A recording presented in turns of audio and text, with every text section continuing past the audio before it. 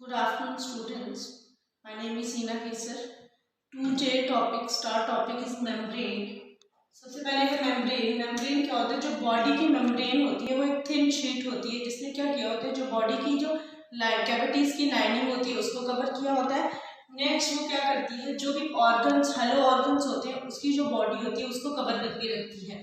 तो दो तरह की मेम्ब्रेन्स हैं जो हमारी बॉडी में पाई जाती है। एक होती है एपिथेलियल मेम्ब्रेन, एक होती है कनेक्टिव टिश्यू मेम्ब्रेन। सबसे पहले हम डिस्कस करेंगे कि एपिथेलियल मेम्ब्रेन क्या है।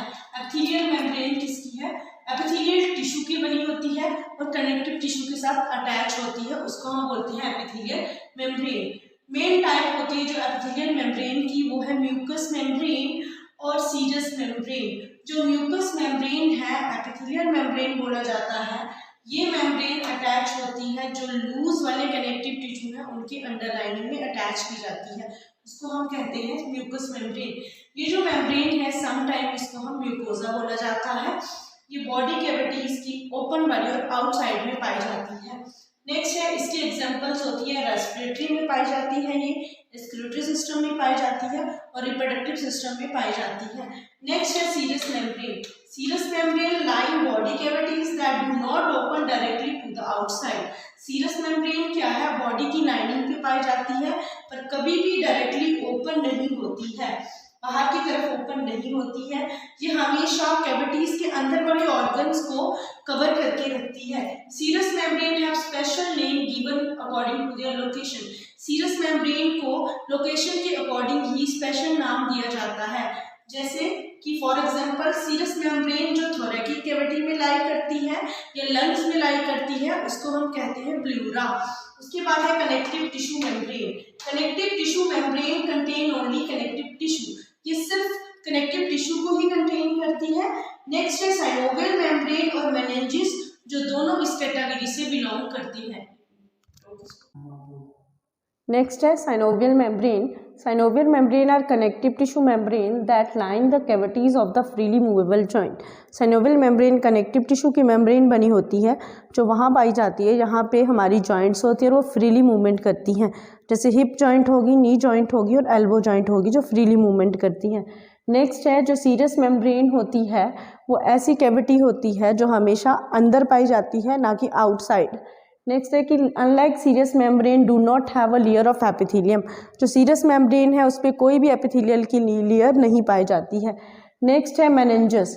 कनेक्टिव टिश्यू की कवरिंग होती है जो स्पाइनल और ब्रेन होता है उसके ऊपर, स्पाइनल कॉर्ड और ब्रेन के ऊपर जो कवरिंग होती है कनेक्टिव टिश्यू की विद इन डोर्सल कैविटी के साथ जुड़ी होती है उसको हम कहते हैं मेनिंजेस। वो हमेशा हमारे जो ब्रेन के वाइटल ऑर्गन्स हैं उनको प्रोटेक्ट करती है। नेक्स्ट टॉपिक है ग्लैंड्स। ग्लैंड्स एक इम्पॉर्टेंट ऑर्गन है जो हमारी थ्रू आउट लाइफ तक चलता है, पूरी बॉडी में होता है। ग्लैंड्स क्या करते हैं? हमेशा सब्सटेंस को प्रोड्यूस करते हैं, प्रोड्यूस करने के बाद उनको हमारी बॉडी से रिलीज करते हैं। कुछ टाइप्स के ग्लैंड्स होते हैं जिनके दो ग्रुप्स में डिवाइड किया जिनका अपना अपना फंक्शन होता है। फर्स्ट है एंडोक्राइन ग्लैंड्स। एंडोक्राइन ग्लैंड्स क्या करते हैं? सब्सटेंस क्रिएट करते हैं और फिर ब्लड स्ट्रीम के थ्रू उसको पूरी बॉडी में सर्कुलेट करते हैं। कुछ जो प्रोडक्ट हैं ये स्क्रीट करते हैं ग्लैंड्स हमारे बेसल लैमिने से, कुछ प्रोडक्ट स्क्रीट करते हैं फिर ब्लड स्ट्रीम के थ्रू उसकी पूरी बॉडी में लेके जाते हैं। नेक्स्ट है the glands often secrete hormones which play an important role in maintaining homeostasis. कुछ ग्लैंड्स हैं जो हार्मोन्स को स्क्रीट करते हैं, वो हमारी हेमोस्टेसिस को मेंटेन करके रखता है बॉडी में। नेक्स्ट है endocrine glands. Exocrine glands. Exocrine glands वो प्रोडक्ट स्क्रीट करते हैं डक्ट के थ्रू ताकि आउटर सरफेस में भी होते हैं वो और इनर सरफेस ऑफ बॉडी में भी पाए जाते हैं। जैसे स्किन है तो स्किन किसके थ्रू होती है? Gastrointestinal tract. अब है secretion is directly into the apical surface, और जिसकी जो स्क्रीशन है वो डायरेक्टली कहाँ से होगी? एपिकल सरफेस से ही सक्रीट होगी। नेक्स्ट है एपोक्राइन ग्लैंड्स। एपोक्राइन ग्लैंड्स में क्या होता है? ये एक पोर्शन है जो स्क्रीटिंग सेल बॉडी जो क्या करता है, जिसको हम कहते हैं स्क्रीटिंग सेल बॉडी। और कब स्क्रीट होता है? स्क्रीशन के दौरान लॉस हो जाता है। For example mammary gland, sweat glands, arms में जो ग्लैंड्स होते हैं वो, लिप्स में जो ग्लैंड्स होते हैं वो, और निपल्स ग्लैंड्स। नेक्स्ट आता है होलोक्राइन ग्लैंड्स। एंटायर जो हमारे सेल्स होते हैं वो डिसइंटीग्रेट करते हैं स्क्रीशंस सब्सटेंस को, लाइक स्पेशियस ग्लैंड हो गए।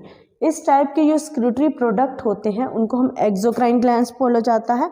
वो थ्री टाइप्स की कैटेगरीज में आती हैं। सबसे पहले है सीरस ग्लैंड, जो वाटरी कलर का होता है, पानी की तरह होता है, उसमें ज़्यादा मात्रा में रिच प्रोटीन होता है और वो फ्लूइड लाइक प्रोडक्ट होता है, for example sweat glands.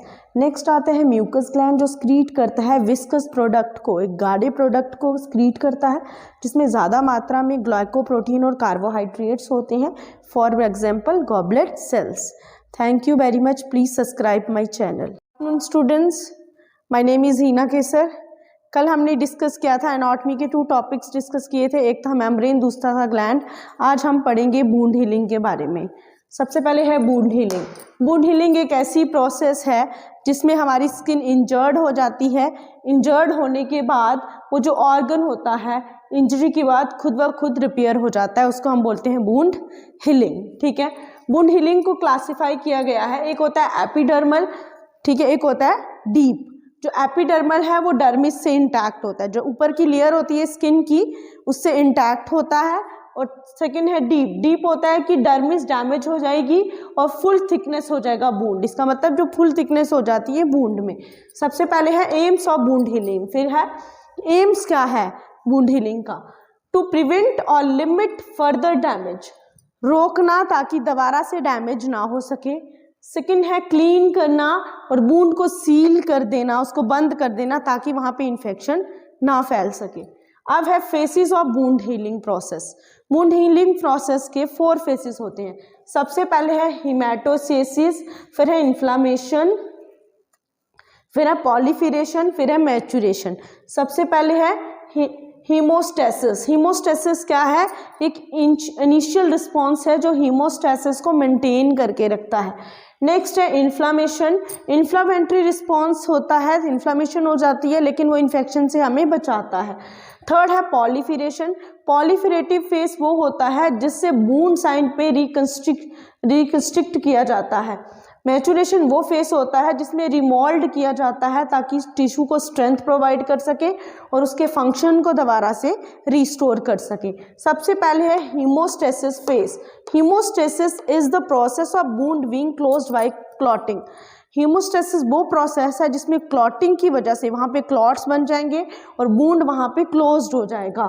Haemostasis start when the blood leaks out the body. जैसे ही ब्लड लीक आउट होना शुरू हो जाएगा बॉडी से, हीमोस्टेसिस प्रोसेस वहाँ पे शुरू हो जाएगी। सेकेंड है inflammatory face. Inflammation is the second stage of wound healing. Inflammation क्या है? सेकेंड स्टेज है किसकी? वुंड हीलिंग की। And begins right after injury. कब से स्टार्ट होती है ये? जब इंजरी के बाद शुरू हो जाता है, जब ब्लड वेसल्स में से लीक होना शुरू हो जाता है, जो किससे बना होता है? वाटर से, सॉल्ट से और प्रोटीन से, जिसके कारण वहाँ पे इन्फेक्शन स्वेलिंग कॉज हो जाती है। नेक्स्ट है inflammation both control bleeding and prevent infection. Inflammation हमें ब्लीडिंग को रोकती है और इन्फेक्शन से बचाती है। नेक्स्ट है during this phase damage cells, pathogens and bacteria are removed from the wound area. इस फेज के दौरान जो भी डैमेज सेल्स होते हैं, पैथोजेंस होते हैं, बैक्टीरियाज होते हैं जो हमें नुकसान पहुंचाना चाहते हैं, वो वुंड से रिमूव कर दिए जाते हैं। नेक्स्ट आता है proliferative phase. Proliferative phase of wound healing is when the wound is rebuild with new tissue. Proliferative phase में जो वुंड हीलिंग कब होगी? जब दोबारा से न्यू टिश्यूज बनना शुरू हो जाएंगे। Made up of collagen and extra cellular matrix. वो किसके बने होंगे? कोलेजन फाइबर्स के और जो एक्स्ट्रा सेलुलर मटेरियल होता है उसके। नेक्स्ट है in proliferative phase the wound contract a new tissue are build. Wound contract होगा, इकट्ठा होगा, जिसकी वजह से वहाँ पे टिश्यू बिल्डअप हो जाएंगे। In addition a network of blood vessel must be constricted. और जो ब्लड वेसल्स का नेटवर्क होगा वो भी सिकुड़ जाएगा, so that the granulation tissue can be healthy. और जो वहाँ पे ग्रैनुलेशन टिश्यूज बन रहे थे वो हेल्दी हो जाएंगे, वो सफिशिएंट अमाउंट में ऑक्सीजन और न्यूट्रिएंट्स को कैरी करेंगे। नेक्स्ट है मैचुरेशन फेज। मैचुरेशन फेज को हम remoulding stage of wound healing बोलते हैं। Maturation phase is when collagen is remould. जब कोलेजन क्या हो जाता है? रिमोल्ड हो जाता है। सेकंड, थर्ड और फर्स्ट टाइप में वुंड फुली क्लोज्ड हो जाता है, पूरा बंद हो जाता है, उसको हम बोलते हैं मैचुरेशन फेज। नेक्स्ट है epidermal wound healing. Epidermal wound healing को डिस्क्राइब किया गया है, ये एक मैकेनिज्म है स्किन को रिपेयर करना। खुद ब खुद इंजरी के बाद स्किन खुद ब खुद क्या हो जाती है, रिपेयर हो जाती है। Epidermal wound are typically less reserve than those these affecting the dermis. ये जो एपिडर्मल वुंड है ये टिपिकली कम होता है, लेकिन ये ज़्यादा अफेक्ट करता है डर्मिस लेयर को। क्लॉटिंग में not occur if there is no branching of the vascular चीज। इसमें जो वेसल्स की ब्रांचेस नहीं होती हैं, इसीलिए इसमें क्लॉटिंग नहीं होती है। इम्यून रिस्पॉन्स इसका जनरेट हो जाता है और वहाँ पे सस्पेक्टेबल इन्फेक्शन होना शुरू हो जाती है। नेक्स्ट है deep wound healing. Deep wound involve होता है इनर और डीपर लेयर में, जो हमारी अंदर वाली लेयर होती है स्किन की, वहाँ पे डीप वुंड होता है। डीप वुंड मोर डिफिकल्ट होता है हील होना, उसको डिफिकल्ट होता है हील करना। The basement membrane and skin appendages, जो हेयर फॉलिकल्स होते हैं वो डिस्ट्रॉय हो जाते हैं इसमें। हीलिंग के बाद जो टिश्यू है, डीप के अंदर वाले टिश्यूज़ हैं वो वीक हो जाते हैं और उनकी जो सराउंडिंग के टिश्यूज़ हैं वो दोबारा से इंजरी हो सकती है उसमें। Thank you. प्लीज़